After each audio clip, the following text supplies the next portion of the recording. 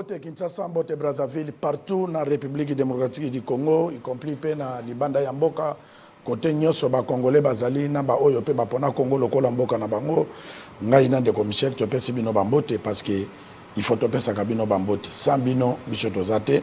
Oui bi ke mission Congo promo, lelo mercredi za la toujours téléphone ouvert parce que na 84 les appels, 81 ba message. Et nkumu bo mesano na zalanga mokote to zalanga na de commission mbote nkumu kivete mbote pe batu bolanda Congo promo toza wana pona bango to pesi bango ba félicitations ba remerciements et surtout attachement ya émission Congo promo oyo comme ce qu'on charge la population que so ili kambo za na mboka Congo promo appelle sa orientation appelle sa idée et à partir idée wana ekomi congolais ça qui va s'approprier mais merci na fidélité à ba téléspectateurs na biso.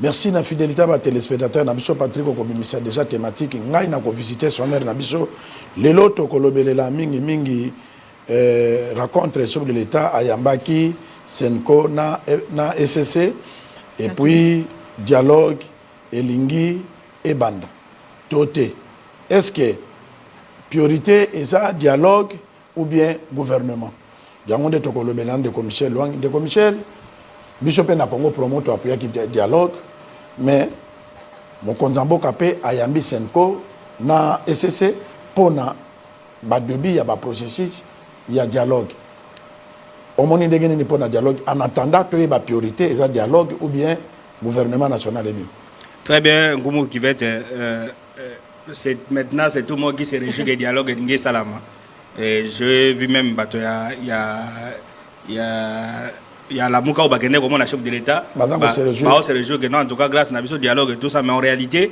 comme qui va être le dialogue n'aura pas lieu lobby et qu'on allait organiser pas dans un jour pas dans une semaine pas même dans un mois pour que nous puissions avoir un bon dialogue dans Mboka Oyo il faut au moins dans une année les gens ne peuvent pas rêver donc pour que dialogue ça un vrai dialogue vous comprenez il faut doser là au moins une année mais comment on appelle que blocage des alliés ça dit dialogue pour le gouvernement comme ma pas 5 sabatunias non mais c'est ça c'est-à-dire que ça la mapé rapidement un mois 2 mois pesili non dialogue est ça la matière dialogue so il ça la d'abord on fait le dialogue il faut y ba pourquoi dialogue acteur ni ba ça dialogue finalité ni na dialogue na moment oyo toza na 3 acteurs clés au que notre dialogue fait ça la na tango ya Kabila zaki 2 acteurs clés zaki pouvoir régime disons pouvoir na opposition mais si comme on a 3 acteurs clés vous avez le pouvoir le gouvernement aux opposition aux ezali mais oyo ko bakisa ba rebelle AFC M23 donc ba comme 3 composants c'est pourquoi na kati ya reportage de comment la présidence Senko bazolo bakena akende ko mona bato wana nyoso amona ibango nyoso y compris ba rebelle ainsi de suite donc nous avons 3 acteurs il y a dialogue alors finalité à dialogue est nini finalité à dialogue est perte à privilège na ba concession vous comprenez so comme on dialogue ça la qui il y a 31 décembre vous comprenez il y avait que des acteurs gouvernement na nini si Kabila avait accepté c'est-à-dire à mon avis tension na mboka ndenge ezalaki vous comprenez la opposition ezalaki na église catholique ndé babade ko mobiliser tout ça et qu'on était vers la fin à mandat tension salamaki ndé dialogue il y avait des acteurs mais aujourd'hui nous avons 3 acteurs mais en réalité na 3 acteurs wana bato bana na poids donc o bana makas na acteurs wana mbaleza vous avez le gouvernement central na ba rebelle opposition lelo baza vraiment makasité ozola na ngumu qui fait opposition ba makasité d'autant plus que on peut pas dire baza makasité mais il ne pèse pas pour le moment la dialogue vous comprenez dialogue so ingé salam parce que vous avez les AFC M23 ils contrôlent une partie en Mboka d'autres le dialogue est pète à privilège na ba concession et ils vont dire na dialogue non bon ngana tiki na to libérer Goma to libérer Bukavu en contrepartie biso dozo aboy vous comprenez c'est que l'opposition n'a rien pour na proposer proposer vous comprenez donc pour na dialogue et salama il faut jouer l'un des acteurs ba belligérant wana akoya ko se rendre compte que peut-être aza acculé vous comprenez ou alors à monique moyen à cause de sous la seule ici ça sera le dialogue parce que si on organise le dialogue dans le contexte actuel je crois les gens commencent à téléphone et bandit le bande comme Michel alors si on organise le dialogue parce que je crois même dans l'audience to Rolanda Awa aux omona presse présidentielle bazolo bageno Ce qui Senko a c'était à la demande de Senko. C'est un détail. C'est-à-dire que Senko, c'est na SCC, Bangonde Basenga, ça c'est la presse présidentielle. Bangonde Basenga audience. Bangonde Basenga audience pour avoir que le Babylone na bango. Et puis, vers fait Bazolo Bageno, document na bango etikali, bateau ya présidence n'est pas qu'on travaille. Donc, dialogue est à bon côté. Dialogue est ande, Bino, vous avez un médiateur Nakati, à Sangisi Bino. Vous comprenez? Alors, j'ai dit que non, pour que dialogue est salama. Et ça, nabi ba délai au moins ce qui mouke c'est une année. Délai pour le dialogue ça peut faire même 2 ans. Donc on peut avoir le dialogue dans ce pays vers fin 2026. Pour que le dialogue ça là nabi il faut les acteurs à la killer. À mon avis nécessité. Tous on a acteurs net RC nani AFC M23. Si se rendre compte parce que d'ici là ba no ba Rwanda bazo se retirer. So ba Rwanda ba se retirer. AFC M23 va perdre un militaire parce que s'il y avait il contrôlait une ville, il y a 1000 militaires. Et que 500 Rwandais Bakei. Ou bien 600 Rwandais Bakei. 600 Rwandais Bakei, il y a moins de militaires. Il y a moins d'équipement, il y a de renseignements. Vous comprenez? Donc, comme il y a position, il y a faiblesse. Mais pas position, il y a faiblesse dans la case. La position à faiblesse dans la case, c'est lorsque les Nations Unies, bien aux États-Unis, sanctionner M23 que non on considère M23 comme un mouvement terroriste pour les ébélés on est dans le monde ainsi de suite on peut dire que voilà comme il y a un accord entre les Américains on qualifie les M23 comme un mouvement terroriste vous comprenez mutumo ka négocier na bango de ça signifie quoi ba minerais dans la zone occupée na M23 mutumo ka sombaté mbonge ko dans la M23 à ce moment là bloquer bango donc ils n'auront pas les moyens de faire leur guerre à ce moment là bakoya ko senga ka soit dialogue direct na pouvoir ou alors par rapport na Senko pour des choses basenga ba bénéficier de l'amnistie parce que Rwanda Bakei 2 bazote ke sous ba minéralité donc qu'est-ce qu'il faut 3 ba na appuyer ba na nini te ba ko sa ni ba ki bamboka ou bien nini et alors qu'est-ce qu'ils vont faire non bon comme nous contrôlons une partie en mboka to sangisa to bénéficier de l'amnistie to zonga ba congolais ainsi de suite à ce moment là que l'un des belligérants condamne. Mais pour le moment, on les appelle président, ils n'ont aucun intérêt à ça le dialogue. Ça, c'est du côté M23. Côté gouvernement, les mandats continuent. Vous comprenez? Félix Tshisekedi a encore 3 ans de mandat. A condima, basta le dialogue parce que dans le dialogue, finalité, ça perd un privilège dans ma concession. Vous comprenez? A condima, ça le dialogue, dans le moment où que mandat n'est ça signifie que non. Basta dialogue na moment oyo. Donc c'est-à-dire qu'à l'issue de ces dialogues, si on dit les élections doivent avoir lieu en 2028, y compris ceux qui sont rebelles, na ba opposants ba contre le gouvernement, ba ngonyo so ba s'incliner 2028 ba élection salama. Vous comprenez? Donc aux ala mandat, au continue ba na dialogue, ba imposer que non dialogue nani il faut bosser la élection en 2028. Donc je ne pense pas qu'il peut accepter que ça la dialogue dans moment où non, bah qui peut proposer Félix Tshisekedi que non. Donc on a un mandat. Moi, mon boulot est Koutani, 2028, il faut se présenter pour une élection. Mandat où il y a un décadé qui passe que tu sanguis. Très bien. Ça peut être aussi. C'est des réflexions que je suis en train de mener jusque-là. Oui. Et ça, une réflexion extrémiste. Pas extrémiste, dans le sens que non, Batomoso va réfléchir dans le wana. Les rebelles peuvent réfléchir que non, en tout cas, nous avons encore du temps. Donc, minérer, ça ne sert à rien aucun dialogue. Bah, tu vas pouvoir payer, vous avez les gens à dire de diaboliser, ben, avec Bani, la vie. Oui. Parce que pour Bangoba Fanda, parce que sur le ministre. Très bien. Alors, dans le raisonnement, les mandats continuent. Deuxième raisonnement, pour que Bandi ma dialogue, dans le raisonnement, c'est là où ce qui est commun à Pemben et que la Senko a bimisi batona balabala. Je vous informe qu'aujourd'hui, dans Kinshasa, la Chine de Kinshasa, les gens sont en train de signer pétition pour organiser un dialogue. Je vous donne cette information. Quand il y a CVB, dans la paroisse, il y a une pétition à l'église catholique à Zosenga, les Congolais vont signer pour la pétition. Et que s'ils se rendent compte que la pétition est pour un dialogue et salamité, ils ne vont rien dire parce que les mandats continuent. Il va arriver un moment où, bon, dialogue et salamité, les gens vont se rabattre dans l'organisation de l'élection. Il faut des élections, mandats et à la respecter. Vous comprenez? Les bateaux, l'église, non, en tout cas, de respecter le mandat comme les Aïna Bata, Kabila. À ce moment, les pouvoirs vont se dire, ah, ça devient très dangereux. Ça, c'est de 1. De 2. Ce qui, Bango Balobi Bongo, et puis dans le stade, Ndedo Baneko Yoka, Boye Bela, Mandé Sili. À ce moment-là, en tout cas, on doit faire quelque chose pour sauver ce qui peut l'être. Vous comprenez? C'est-à-dire, si on a dit tendance à cause de la Tina Souka, d'un côté à bateau bagolinga dialogue ils vont aller dans ces chemins là mais ma belle hypothèse au ba o ezandeni que herbe commis acquiller la souka tous en a gouvernement par exemple on dit non on n'organise pas nani dit ça ba commis permet il y a fait un mandat et que les autres refusent le dialogue ça peut arriver boy dialogue organiser les élections tant ya koluka ba candidat na bino ya koluka ba dauphin ba nini ta ya kozala belete on se comprend donc en réalité pour me résumer na poana pour que nous puissions avoir le bon dialogue il faut au départ sikoyo na moment oyo Bactère bandima parce qu'ils auront beaucoup de temps l'M23 j'ai dit que non son avantage là par cause de l'amnistie Bactère bandima non Bactère bandima donc dialogue Bactère oyo bazali sikoyo c'est-à-dire que je prends le pouvoir par exemple andimi malgré que en plein mandat. On réunifie les pays. Ça sera un message fort que non, biso pouvoir, c'est grâce à biso pouvoir te réunifier Mboka. Malgré mandat na biso ezali.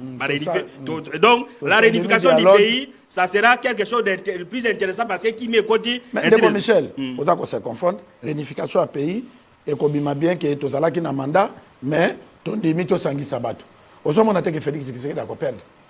Soki de l'eau a sangisi bato. Azui ba opposant. Atie bango na gouvernement. Azui bato M23. Atie bango na gouvernement. Atie bato oyo bakosala na politique n'était pas kobundisa ye. Soki a réussi le mandat te. Ozomona te que la chose qu'a Félix Tshisekedi de commission. Au lieu que asala kaka parce que bato balobela Kabila sala ka ndenge ni na mandat kande koluka processus na mandat te. Tant azui mandat légitime akabola ka pouvoir na été. Kande ngoti koloba na entraîne na yoke soki gouvernement kondima nini dialogue et salama sur côté abimisa gouvernement ba mekana no ko vérifier dialogue ngo e ko kende ndenge nini ata après une année 2 ans ceux qui se font atikala ata na mandat moko ba ko sala gouvernement d'union nationale dans une année on comprend ba sali gouvernement d'union nationale oye ko mema ba congolais parce que tango ba ko juger Félix Tshisekedi na 10 ans na ye ba ko longola 2 ans te ba ko longola 5 jours te ba ko lobake na 10 ans na yo au réussir te mais na moment oyo ya sangisa bato non, il faut pas donner l'impression que je me contredis non c'est contredire te na lobby boy parce que yo début que na mandat na ye a ça la dialogue ce sont des hypothèses c'est-à-dire que vous avez des propositions na moment où na dialogue première position là les gens vont réfléchir que en plein mandat to kende ko ça la dialogue ndenge nini attendons et to comme permet ya faire ya mandat quand les gens vont réclamer ainsi de suite Toyoko Sangisa, à ce moment-là, nous pouvons avoir 2 ou 3 ans supplémentaires. Kabila l'a fait, nous aussi, nous pouvons le faire. Ozolana, première hypothèse, il y a Nini Wana. Hypothèse, monsieur, c'est qu'on accepte malgré tout qu'il n'y a pas que la guerre qui a empêché le développement. Il y a Corona, ainsi de suite. Mais à un moment où, qu'est-ce qu'il faut faire? La priorité, c'est la réunification du pays. Acceptons même si qu'on échoue, qu'on gagne, mais to réunifier Mboka. Le gouvernement dans la bim.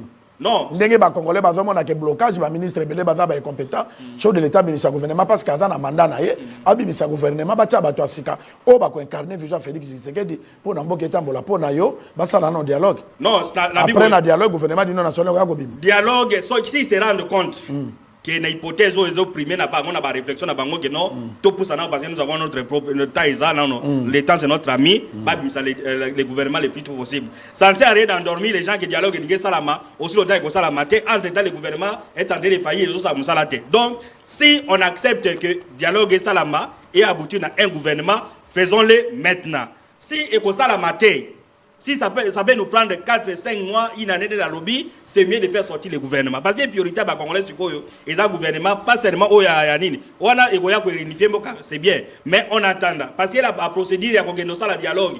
Ça va se tenir où? Quels sont les délégués?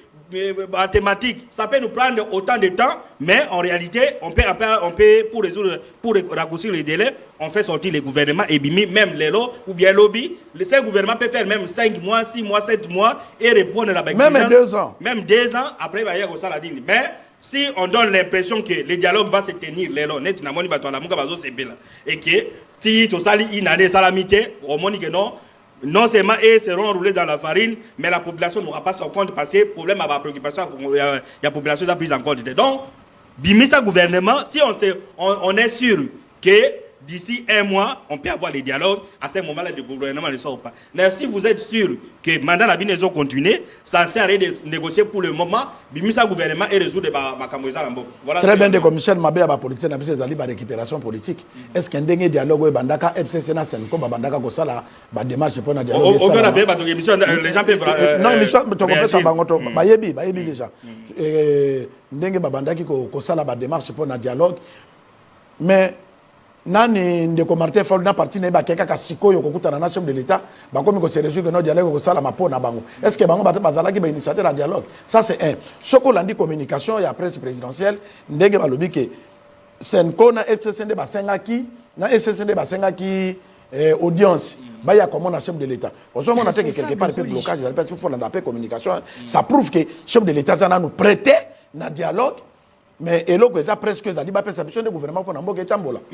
Parce que même dialogue, même le gouvernement, c'est qui intéresse les Congolais, ça dit Mboka Tambola. Mais toute est communication. Quand les journalistes et la presse présidentielle fait un élément, n'a pas bien habillé à la demande de la Senko. Ils pouvaient me dire non, la Senko a été reçue par les chefs de l'État. Mais quand ils vous donnent ces détails-là à la demande de la Senko, on comprend, c'est-à-dire que c'est pourquoi nous disons. Et ça, ce n'est pas une priorité pour eux. Dialogue est une priorité. La priorité, peut-être, on peut être ramené à Namamikolegoya, mais Bimisa gouvernement. Parce que ça peut, on peut endormir les gens que le dialogue, ça sera imminent et qu'on réunifie un peu, mais le dialogue est ça l'amitié. Le gouvernement peut résoudre le problème. On se comprend. Donc, rien qu'avec ces petits détails, ça sous-entend que le dialogue, ce n'est pas pour aujourd'hui. Et puis même, Martin Fayulu, c'est que non, en tout cas, le dialogue est salama. On a essayé de développer tout à l'heure, pour que le dialogue est salama, il faut tout comme fin 2026, et puis les conditions sont là. Et puis, il y a mon conzabo, quand on a fait paramètres de commissaire. Gouvernement et BIM, et qu'on a dit auto. Soumino 1, soumino 2. Bon, ce qui est là, c'est que le dialogue est salami, et comme il soit ça, le gouvernement du non national, on monte question de le Premier ministre, parce que Soumina très à la gâte. Non, mais le problème, c'est que les dialogues, ça sera incontournable. Parce que si nous voulons réunifier les pays, à moins que, dans notre hypothèse, il y a un M23, à moins que, comme les Rwandais sont en train de sortir, Bengani Bango, et que les Américains, ils viennent de faire une intervention dans l'Iran, une intervention à Goma, Bengani rebelle, à ce moment-là, on peut réunifier les pays sans eux. Mais dans le contexte, pour que tu réunifies tout ça, le dialogue, tu organiser les prochaines élections en 2028, on doit réunifier les pays. Pour réunifier les pays, soit vous parlez maintenant, ou alors vous parlez dans Mikolekoya. Alors si vous allez attendre Mikolekoya, le pays n'est pas résumé seulement dans la guerre, le pays aussi est social. Maintenant qu'on se rend compte que ce gouvernement ici n'a pas répondu dans la social, alors à ce moment, fait sortir le gouvernement. Dans le Congo, nous avons dit ici que au regard, il y a une situation où, après consultation, nous risquerons de ne pas avoir les gouvernements par contre domine dans la M23. Oui. Parce que toi, là, Masolo, on est en train de discuter. On ne peut pas faire sortir un gouvernement aussi longtemps que non. Toi, là, Masolo, on a rebelle, peut-être ils vont intégrer. Alors, ça nous a pris beaucoup de temps. Donc, cette histoire, les dialogues, pour que ça soit un dialogue sincère, à moins que ça soit un dialogue d'équipe Union africaine. Parce que même dans la communiqué, on a 5 ans, on a laissé le chef de l'État par service, le chef de l'État va travailler, tout ça. On dirait que Sundoli, alors, c'est quoi ça médiateur. Alors, maintenant, si vous n'êtes pas en mesure d'organiser un dialogue pour résoudre les problèmes, faites sortir le gouvernement. C'est ça ce qui est très bien de Michel Luangi. M'appelle dans 84, tu fais déjà téléphone. Patrick Italakuna, parce que Moutouma Wachoko Melanga, que la chaîne est basée dans la biso na banda côté. Bunda kuna po balanda biso na ndako appel dans 84 message na 81 Patrick Soko zanzela moko na si vous voulez vous qui il y a quelqu'un qui vient d'envoyer un message okotanga ngo sima de Michel okotanga ngo sima Patrick mema biso to landa audience au chef de l'état accordaki Senkona SCC bongo tozonga. Responsables religieux, catholiques et protestants sont venus à la rencontre du chef de l'État Félix-Antoine Tshisekedi Tshilombo, cette fois-ci pour lui présenter le rapport d'information relatif aux consultations menées à leur propre initiative auprès des différentes parties impliquées dans la résolution de la crise qui sévit dans l'est du pays. Comme le 3 février dernier, c'est suite à sa demande que la délégation conjointe Senko-SCC, conduite cette fois-ci par Monseigneur Donatien Cholet, secrétaire général de la Senko, a souhaité partager les conclusions de sa tournée aux garants de la nation. Quand nous sommes venus la première fois présenté au président de la République l'initiative Pacte social pour la paix et le bien vivre ensemble. Il nous a écoutés et il nous a demandé de lui laisser le temps pour qu'il s'imprègne des documents qui lui ont été laissés et puis que nous retrouvions à un autre moment pour échanger davantage sur le contenu. C'est ce qui a été fait aujourd'hui et il a pris le temps de nous écouter. Nous l'avons aussi écouté, mais le plus important, c'est qu'il a mis en place une équipe qui va continuer à travailler avec nous pour approfondir la mise en œuvre de cette initiative. La réunion a tourné autour de 2 points. Le premier, c'est le rapport d'information de notre phase de consultation qui avait été menée. Nous avons évalué ensemble les points forts et les points faibles. Et le deuxième point, c'est que il a décidé de mettre en place une équipe qui va travailler avec nous pour voir ce que seront les prochaines étapes. Bien avant cela, le président de la République. Très bien, très bien. Félicitations à Félix Tshisekedi Mokonzi Mboka Fungoli maboko na monyo sa sen audience. C'est que azana posa ayoka batu nyonso pona bangonde bavota qui étant que président de la République azalona de comme Michel commentaire cause à la commentaire moko profond pour na rencontre la chef de l'État na Senko na SCC. Donc commentaire maintenant dans un message bonjour Congo promo ko sala dialogue après une année eza problème témé ya mutuya bazala na souci ya batu oyo bazo vivre na difficulté et surtout population ya Goma na Bukavu bazape na posa ya kimia batika konyoko la batu pona ba intérêt na bango ndeko Alba depuis Kimbaseke na Mokale. Voilà message ya ndeko Alba. Très bien ndeko Alba tolandi message no est très profond ya koloba ke non et loko est important quand biso lolo bana Congo promo ke loko eza ko exprimer ezali bato bana bomoi o bazo bela bazo ba traitement o bazana bomoi balia balata bana bakende ba classe c'est ça qui o to vota ka mokonzi mboka po asala posa na biso wana souci na biso pe yango wana donc ndeko Michel pona yo soko za Félix Tshisekedi nécessité sikoyo ezani soki yo zalaka na place à Félix Tshisekedi entre gouvernement et bima na dialogue ni nego sala rapidement pona kosilisa souci ya souffrance à peuple congolais pardon nécessité ezali programme au président population a voté on doit comprendre. Et dans ce programme, les 6 piliers, il y a programme, il y avait la sécurité, il y avait ceci, il y avait cela. Donc, urgence, c'est qu'ils ont réalisé le programme au gouvernement, au président Avodagi. N'a pas réalisé le programme, ce n'est pas les présidents des orientations, c'est le gouvernement. Alors maintenant, là, on se rend compte que le gouvernement, ils ont vraiment à la hauteur. Est-ce qu'on ça l'appelle le gouvernement? On y arrive. Alors, c'est pourquoi ils ont organisé les consultations. On comprend, ça y est, la consultation d'État, c'est pour résoudre ces problèmes. Maintenant, aujourd'hui, parce qu'avant de répondre, qu'est-ce qu'on peut commenter dans l'image? Je crois que cette audience était peut-être pour le président Lakisageno, a ouvert un dialogue dans le on comprend. Au lieu de fermer la porte, parce que nous avons vu, et même dans les militaires, les partis politiques, nous ne peut pas citer ici, non, Sango Bagoyamba Bangote, Basali Bango et tout ça. Donc, non, en tout cas, ça va. Il n'y a pas Goyamba Bangote, ainsi de suite. Alors, ça, c'est. Mais le grand problème, c'est ça dit, c'est que ce que nous avons dit, est-ce que. Il nous raconte sans batonyoso dans le contexte où que les mandats continuent, dialogue et ça. Donc, priorité pour répondre à votre question, la priorité à mon avis, dialogue, dans tous les cas, nous avons dit que ça doit avoir lieu pour nous réunifier Mbok. Parce que c'est qu'on soit réunifier Mbok, c'est un dialogue. Mais pour le moment, essayer de résoudre les problèmes sociaux, oyo, population à voter, qui président de la République. Vous comprenez? Même les préoccupations, eux, ils ont préoccupations à Goma, ils ont des mokotés à Kikwiti. Population à Moutou ya Kanyabayonga, ils ont des mokotés à Moutouani. Donc, que le gouvernement maintenant prenne taureau par les cornes pour essayer de réaliser Makambo, ils sont plus important pour la population. Donc, pour Ngaï, je pense que si on fait un dialogue aujourd'hui, un dialogue sans nani. Donc, la représentativité, ça risque de nous pouvoir revenir sur ce que nous avons connu avec les dialogues de la CENCO dans l'Union africaine. Laissons les dialogues et ça sera une priorité essayons de résoudre les problèmes à ce moment-là. Allons d'accord, on a dirait qu'il y a Congo promo benga puis combo nani. Allô papa. Oui allô. Donc voilà les problèmes. Donc pour le moment, moi j'estime que on ne peut pas jouer à l'hypocrisie. le dialogue ne peut pas se tenir dans un moment où Moutou Azana mandat naïe. Vous comprenez? Mandat naïe, ils ont continué. Il peut accepter, le président peut accepter que non, bon, réunifions le pays, ce n'est pas un problème.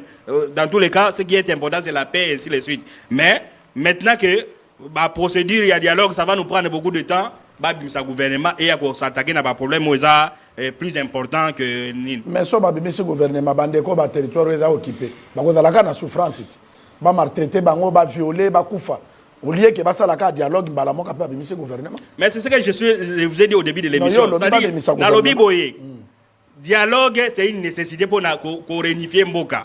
Mais en attendant, parce qu'il y a un Koumela. Vous comprenez? À moins que vous ayez la volonté. Comme la 5 a remis les rapports au chef de l'État, peut-être disons le timing, on peut dire que non, le dialogue peut commencer au mois dans un mois. À ce moment-là, on peut résoudre les problèmes. Mais dès lors que vous n'êtes malheureux Congolais, dans le Congolais, même na WhatsApp,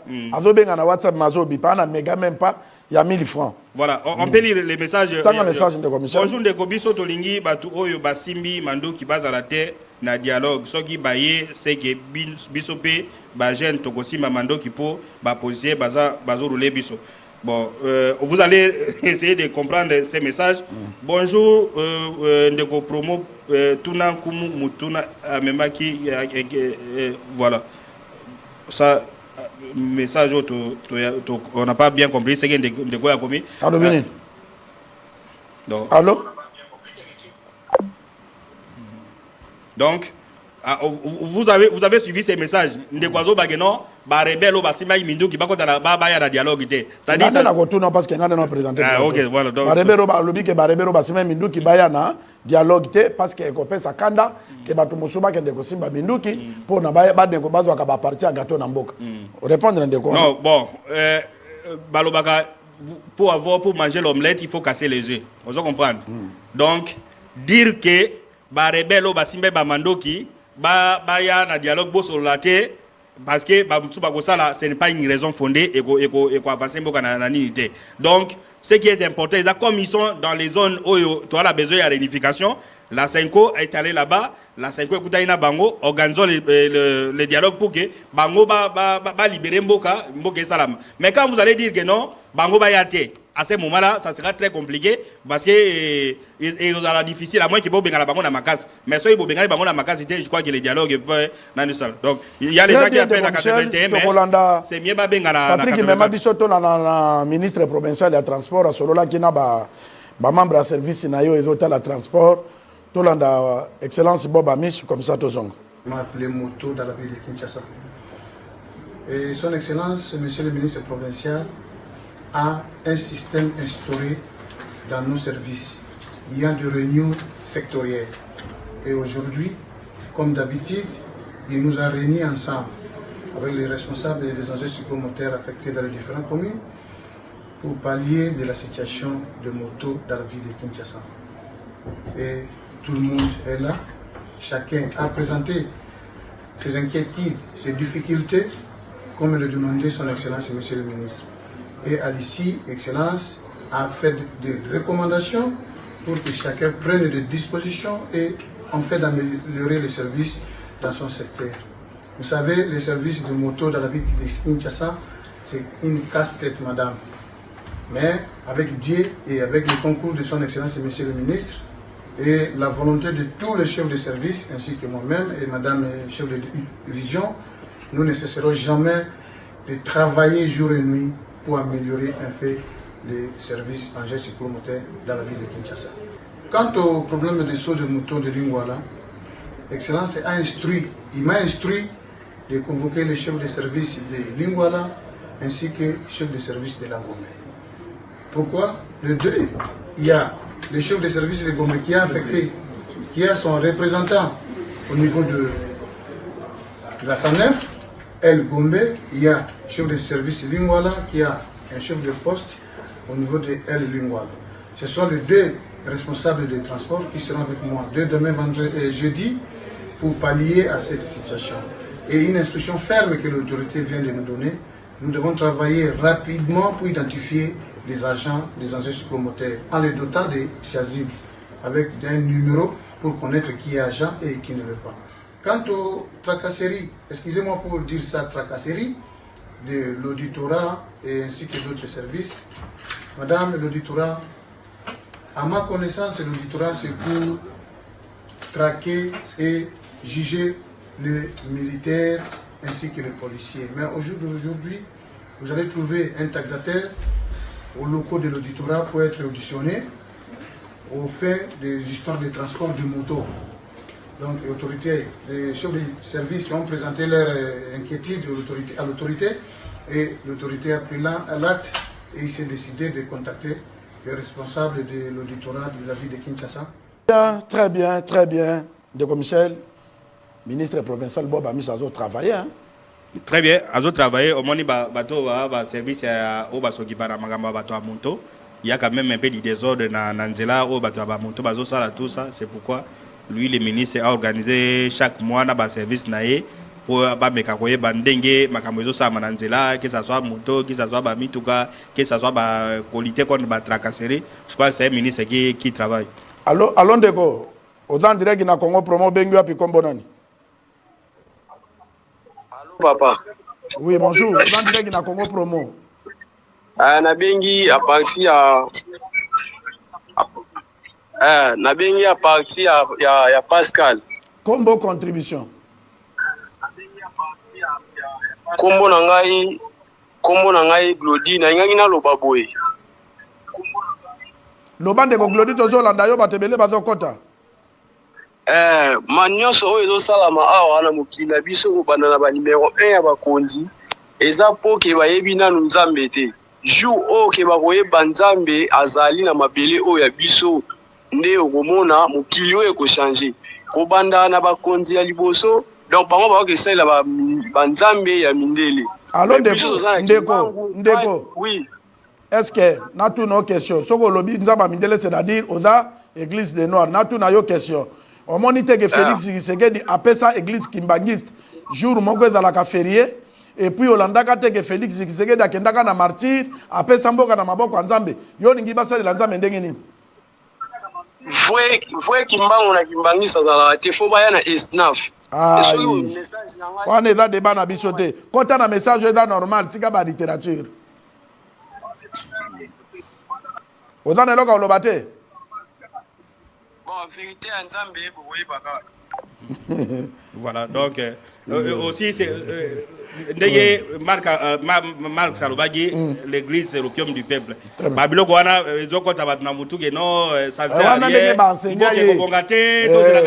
Il faut ngai boye, soki babengi ngai parce que yenda za spécial, o babenga simamaf. Or que simo kimbango atika quand l'église kimbangiste. Bango ba créer ya bango pona ko se retrouver et ko babenga mutu boye. Il n'y a pas de distraction. Allons déco, Mbote, combo, contribution. Allô? Oui, bonjour. On est en direct dans Congo Promo. Pesa combo, na contribution na yo. On a dialogue. On a dialogue, l'anda thématique, il a bicho bien. On est en direct. Bon, on a dialogue. Qui va congolais? Allô? Ndeko loba tozo landa yo matunyo so bazo landa yo dans direct na Congo. Bon pour un dialogue na tengi biso nyonso ba congolais to sangana poto la pona ekambetali moka. Eza batbana este baza awa intérêt ya moka nde tolingi boso okime kota partout. Merci beaucoup. Ndeko a contribué bien de commission Loyoki. Alobi ezalo baza na ba este kuna ba rebel banan oya tangami aza congolais c'est important ce qui dialogue bandi to sangana po eloko ezako exprimer dans l'intérêt ya République démocratique du Congo. Il fait banda si ça prend beaucoup de temps et qu'on résout les problèmes donc ce dialogue est bandi avant ça sera une très bonne chose. Alors ndeko Mbote pesa combo contribution et puis respect ya thématique qui pose en direct na Congo Promo. Dimne volume à télévision na poto yo kayo. Bonjour Mbote. Bonjour Mbote. Oui, contribution. Contribution nanga dialogue sans Kabila eza nango dialogue te. Sans nanga eza dialogue te. Dialogue fu bangono subaza la poto sala dialogue te. Merci. Deux personnes bangono bazo représenter Congo. Allô?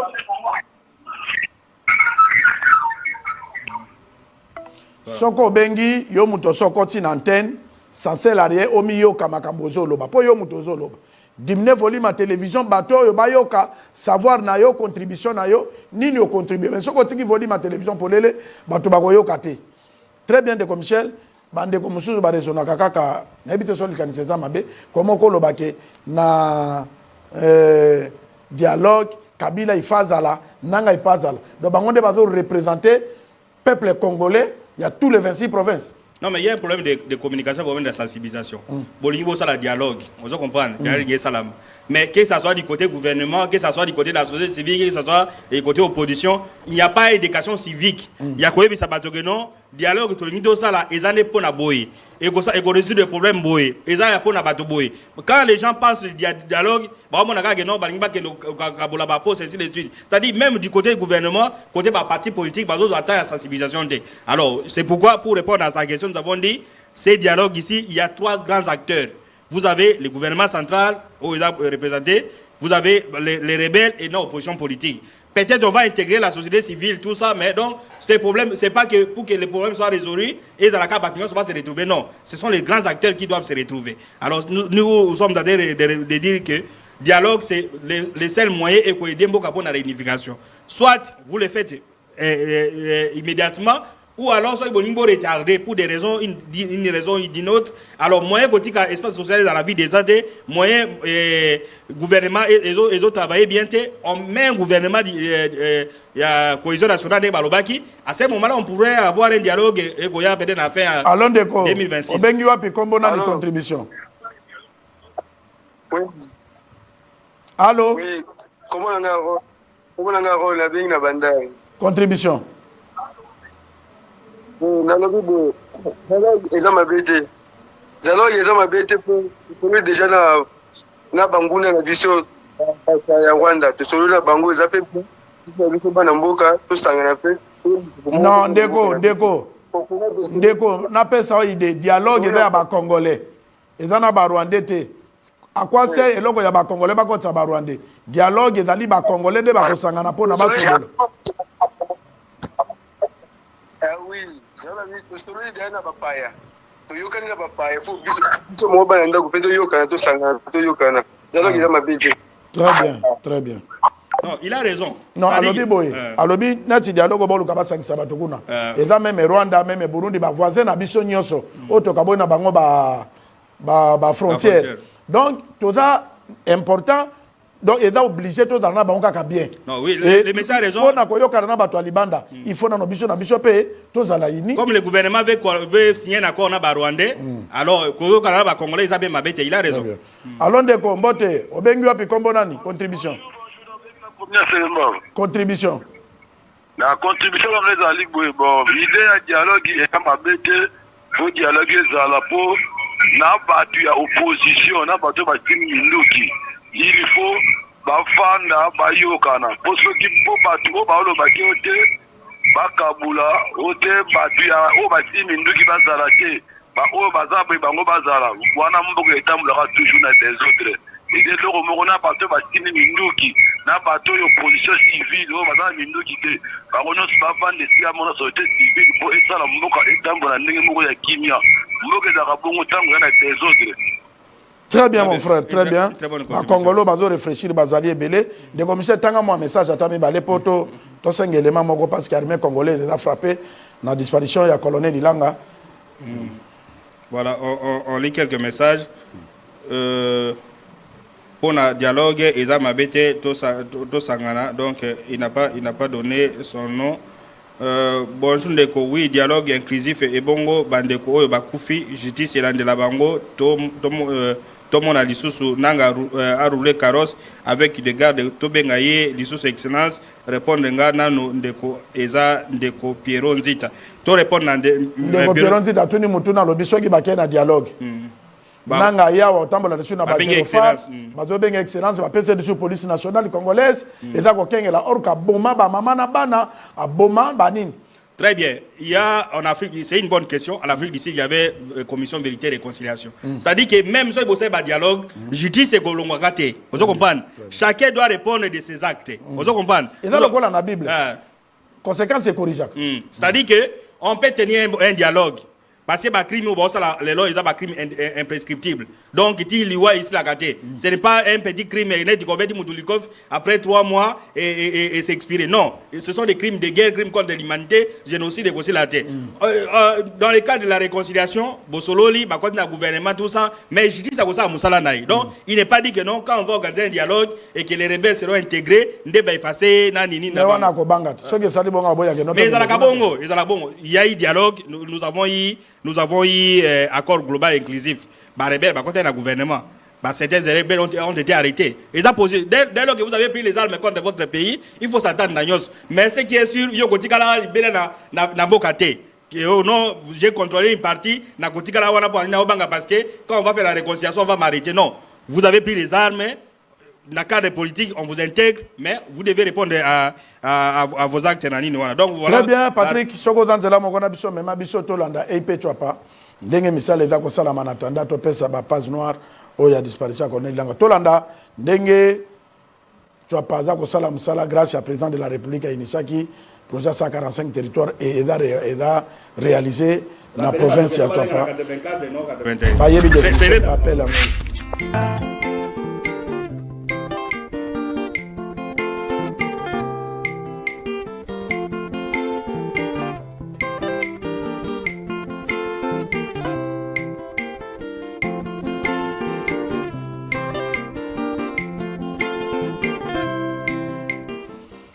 Très bien, et puis tu as pas félicitations à Dr Johnny quoi, Moussa Lodo Sale Monani, Nzambena bakoko bakofutaka yoka parce que belé ba détournant bongo ba sala boy.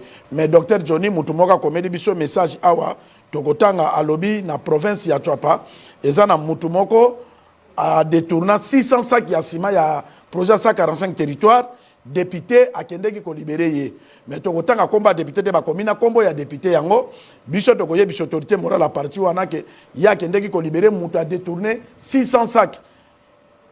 Il y a projet 145 territoires soki mutu wana biso to koye bisa même ministre de la justice que justice congolais il faut vérifier ce que est solo parce que baloy mutu anga député provincial akendeki ko libérer moyibi andengo wana ayibi basima 600 sacs s'il vous plaît azo mérité ba kanga passe à la prison awana Kinshasa biso de vérifier Congo promo message no l'équipe mais tobombi kombo ya député wana oyo a libérer ki mutu wana et puis docteur Johnny to kende pe ko tuna ye pour appeler ça biso ba prépare parce que za mona moko ya Tuapa Roger Mboka comment quelqu'un peut détourner autant de sacs asima ba kangi ye yo ke ko libérer pour na est-ce qu'il y a des raisons biloko ndengo wana oko ko lobanini 600 sacs s'il vous plaît 600 il y a projet à 145 territoires oyo docteur Johnny a réalisé loko malamu boye pe ba détourner pe ba tie mutu wana na disposition de justice pe ministre provincial accueilli a libéré à Azam député provincial à Kalobi non Azam Tunanga yenda sa de la nga campagne Azape balobi tipanga za soki dirigeant mutumo boy est-ce que bilo kande ngwana soki zo sala manamboka monte que même ma député wana bazo mériter maba longola yena l'ensemble ngolé militaire mais c'est ça qui fait c'est ce qui se passe dans le pays même na Kinshasa awa jeune ya makasi bazo betela bato ba kanga bato ba bomaka bato ce sont les membres d'un parti politique ce sont les membres donc politiciens lingaka bongo donc et comme un système que non ceux qui a besoin de même si commet un crime, moi je vais les protéger. Vous comprenez? Mais yo monite mutala kisinga abomanga. Mais a commis na kacho awa na base andolo, capitaine abimisie. Si le long de Michel ngano na monate mutu afande sika moko nazo benga ba autorité ya kuna kaka tozela dossier koka to sala tisiko mutu na zaka kuna pa na bango na ndolo nano batindi capitaine wana te na auditora batu na ye pourquoi kimisaki criminel alingaki aboma journaliste pe bakangi ye ba beti ete ba respecter ba yende na maboko ya justice mais bino bok pa kimisi ye yo il faut batu na capitaine wana relation ni neza yo na mutu wana. Non, c'est justement ce qui se passe dans le pays. Vous avez d'un côté le problème de la corruption. Vous avez un problème, il y a avoir peur, l'État a peur. Donc, place au même Moutou, peut-être des criminels, on a un réseau, tout libéré et tout ça. Un criminel ou bien un bandit de grand chemin, à Okasa la Moubou dans le quartier, comme il est militant d'un parti politique, ou bien à poche un député, à cause de quelqu'un qui détourne un bon à l'État, basima batie basimi pa na ye 600 sacs aye ateki yango bakanga ye député abimisi ye. C'est comme ça le Congo. Donc ce ko mboka ko bongana ndenge nini dès lors que un politicien biso aussi mi moto bakoya ko sala. Je crois qu'il y a quelqu'un qui a vraiment eloko to kolobelela nande ko Michel ke to kolandelela yango pe mutu wana to ko mettre maboko ya justice congolaise to kotanga kombone ya to ko mema makambo kuna soki to vérifier que solo et puis auditorat boyo kankumu mutu asa sikoyo awa na base ndolo o to kangisaki capitaine akimisie capitaine wana za na maboko ya l'état mais ti siko bazo transférer na auditorat te na yebi ke ba konzo auditorat balanda ka Congo promo balanda yango numéro yankumu ba numéro yango eza na se bobenga na yango to bazar rezo bato babota bato biloko na sima ya ndolo wana. Très bien, Ndeko Michel. Patrick, nalobaki que l'armée congolaise bazana matanga ba père de colonel Ilang azalaki cadre munene na auditorat et Patrick okoko tia photo na ye colonel akufaki depuis lobby akotaki na morgue Nzambe na bakoko mabele ya bakoko pe ko yamba molimo na ye na kimia parce que c'est mon grand frère dans le sang ya na ngavuma ya makila nkumu père de yane ya colonel lelo bato ba yeba colonel Ilanga batebile ba ko benge wera parce que bande ko servir mboka très bien azali sous-souté na bomo Ndeko Michel oyeba ki colonel Ilanga d'abord on s'incliner na liwa docteur ya colonel Ilanga na yeba ki na kenda ina député moko c'est azaki na poids lourd azaki l'auditorat na kota poids lourd wana na kutaki tokende kotala ye tokuta zo sambisa bato ozomona ke mutu osambisa mutu na avec impartialité nyoso azo sambisa les deux côtés tout ça nous avons assisté na audience na ye et puis chaque fois on okobenga na téléphone ou bien beaucoup na ye azo répondre yo na gentillesse nyoso na respect nyoso donc molimo nzamba ya molimo na ye na to présenter condoléances ya Congo pour mona libota na ye na kumu gevet na bat nyoso ba baki colonel Ilanga.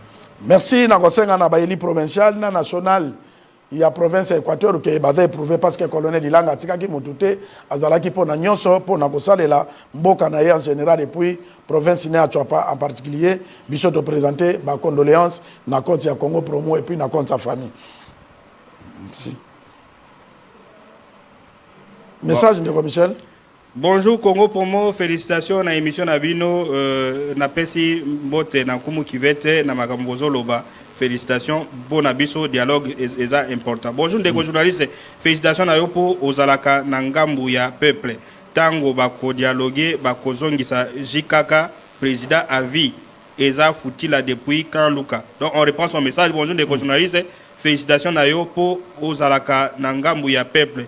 Tango bako dialoguer bako zongisa jikaka président à vie eza futila depuis quand Luka. Non, c'est que Abosani, alingaka tout na sénateur. Aza sénateur à vie. Balongo ene ba immunité na ye, mais aza sénateur à vie, mais aza président à vie. Non, président Ndeko, pardon Ndeko Michel, président à vie azalaka te. Congolais aza na constitution na ye oyo bapesaka mutu kaka 5 ans une fois renouvelable. Et bato bapesaka bango mandat wana eza biso na bino ba congolais nde to pesaka. Mutu e ateke na dialogue ki ba congolais ba ke sangana pe bapesa mutu mandat azate. Donc, nous avons un mandat de penser que Félix Tshisekedi Tshilombo. Très bien. Voilà, donc, Ndeko.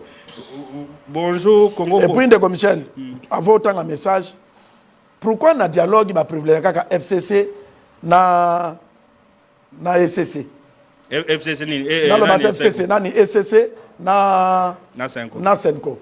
Pourquoi parce que ça a religieux nyos bazala yini? Parce que tant qu'on va koluka bongo, babenga bango banani ba guide de réveil. Ba guide de réveil ba ko se retrouver te. Ozomona te ke ko pesa kaka mobulu peut-être ba mona ke ba guide de réveil presque bazala ka terre à terre parce que tout monde ka bango bazana ba parti pli bazana banine yango moni ke ba kontaka bango te.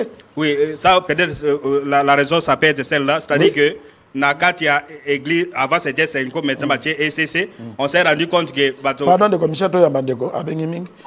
Allons de Kombote contribution na Kombo. Allô. Oui, on va en direct na Congo Promo, Combo na contribution. Papa Benoît. Oui, Papa Benoît, contribution. Papa Benoît, dimne volume à télévision. Oui, dimne volume à télévision pour tout l'ando bien, papa. Olo babé na se makasi. Allô. Allons de ko na lobi dimne volume à télévision pour bato balanda yo bien. Alors, na lobi boy. Na lobi boy. L'église wana ya ba réveil bazana contenu fort. yango mona te contaka bango comme tel te dialogue ya mabete en tout cas na félicitaka bino mibale na babolandelaka biso peuple dépris na sepeli na bino makasi nzambe apambolaka bino bolandelaka biso bongo eza bien na sepeli va makasi mais l'église ya réveil wana eza na buto bafort ayokanaka comme tel te merci nao. Merci Papa Benoît. Papa Benoît Aternango. Alobi, tu as raison. Parce que l'église de réveil dans la unité. Au comme on a passé de Mokokuna a commis le col à l'église de Balou qui a commis des partis politiques. Mosusu à ta côté, il y a un combo ya Kosenga Kambong et pas Bakonti. Mosusu a rendre compte à rendre au président Pesa Kabisson Bongote. Au moment on a été que Senkona SSC baboy kotia bango parce que bango bata sentiment sur la continent dialogue. C'est-à-dire que la plupart ba cadre de l'église de réveil baza sous tutelle à Bakonzi. Après ça bango mbongo basala bango dini et même ceux qui dialogue ezali ba compte ba ministre. Ce qui ne sera pas le cas à Senko. Vous ne verrez pas un évêque qui a comme ministre et comme ministre. Par contre, ces gens-là, et puis il y a un problème de crédibilité. Vous comprenez? Un rebelle ou bien un politicien, à la l'aise, à la dialogue, oyo, disons, manifestation, oyo, ECC, ou bien église catholique, Wasali, qui est église Dieu vivant, ou bien Dieu, il y a Bandalunga, ou bien Baninana. Donc ce sont des pasteurs. Non, passer, c'est pourquoi, politicien, à quoi utiliser, mais à mon niveau, crédibilité. Donc jusque-là, crédibilité, j'ai compris, on a dit que non, passer, point de presse, lobby. Abengaki ba journaliste à lobby yep ba code ça y est à la médiateur na ba alors c'est-à-dire vous avez choisi un président à Séni na contradiction président c'est la président élection au bataillon va contester le dialogue peut-être peut Séni à Sika ba ya gotia yo donc vous voyez donc pour répondre à sa question non moi je suis pasteur de Rokamba il a tenu un point de presse azo ebisa ba église voilà que bango be bazali tout ça bien mais on oublie que Dodo Kamba a présenté Kadima lelo à Salagui vous comprenez même si situation doit la mboka lelo et aussi on jouait un mauvais rôle il y a qu'au dribbler parce que les présidents c'est dans la confession religieuse doit crédible na bato sala mais Dodo Kamba azalaka na confession balongola ki asa eloko na ye parce que ba makamba salaka simbite asa eloko na moko abike no ye ya akoma na yango moni ba preuve ba réveil c'est na banini voilà le problème wana ba ired na bango yango na to ya mande ko appela suka pour na yoki déjà jisa bandi ko beta mesa allons de ko benga puis kombo na ni contribution. Bonjour Papa Koumou. Bonjour Ndeko. Bonjour Papa Michel Binomi Balé na bino mbote na plateau. Merci Ndeko. Papa Clovis na malueka ngai na da moko na landaka bino 5 sur 5. Merci papa. Débat lelo pour un problème à dialogue. En tout cas, c'est une bonne chose pour la vie congolais. Et ça malade. Mon inde mokonza mboka tobandai koyoka ba remera koyamba ba 5 côtés tout ça mais ayambi bango apesi commission va travailler na bango ça veut dire avec un souci ya peuple congolais ça peuple congolais pour que nous fanda to solo na masolo ya mboka ebonga bon bande kona biso baza kuna na Rwanda na kote mboka ezoninana bande konanga bango nyonso ba Kabila fo baya bafanda basolola lokola mokonzi mboka ate matoi na nyonso aya afanda soda poto lingite lobi ote aboya koyamba batu boye mboka batu misu bake kosala susu babuso ba wana non baya bafanda to solola parce que la mboka na biso lobi fatia koleka oyo lisusu ko ekozala susu na biloko boye non yango mokonzi mboka tomoni ndenge apesi mayele wana batu nyonso baya ba Martin Fayulu bayaki abingani bango te ayambi bango basololi c'est une bonne chose on a un dialogue. Merci papa télévision d'Alitango et là appel à ceux qui contribution moko ya malamu papa za ko appuyer et dialogue ya sengi congolais nyonso aza congolais ezala te ke notre ko sa nationalité congolais te o ya mutu nyonso o ya pona Congo lokola mboka na ye aya na dialogue et peut profiter na mot de la fin. Très bien, c'est une très bonne contribution et partant na mutu na préoccupation na ye. C'est-à-dire, on dit la parole du chef de l'État vaut une loi, vaut une ordonnance. Le chef de l'État a reçu les évêques, à ABC Commission de travail. Nous demandons